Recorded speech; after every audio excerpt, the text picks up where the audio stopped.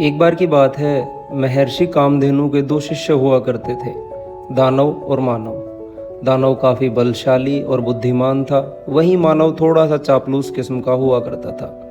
अब एक दिन उनके गुरु ने आज्ञा दी कि उनके लिए एक विशेष फल लेकर जंगल से वो दोनों आए। बस गुरुजी की आज्ञा की देर थी और वो दोनों निकल पड़े अपनी एक छोटी सी यात्रा पर गुरुजी के लिए वो विशेष फल खोजने।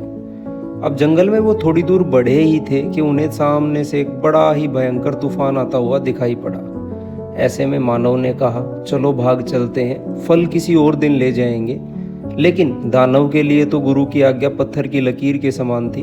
उसने कहा, तुम्हें जाना है तो बेशक जाओ, लेकिन मैं बिना फल लिए अपने गुरुजी के पास नहीं जाऊंगा, ये मेरी इज्जत का सवाल है। ऐसा कहकर दानव आगे बढ़ गया।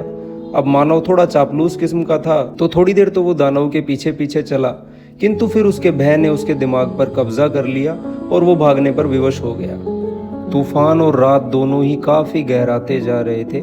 मानव एक पेड़ से दूसरे पेड़ की ओर भागता जा रहा था। जिस भी पेड़ के नीचे वो रात भर विश्राम करने की सोचता, उसके दिमाग में एक ही ख्याल आता, कहीं तूफान में ये पेड़ गिर न जाए और मेरे प्राणों पर संकट न आ जाए। इतना सोचते ही वो फिर से भाग खड़ा होता।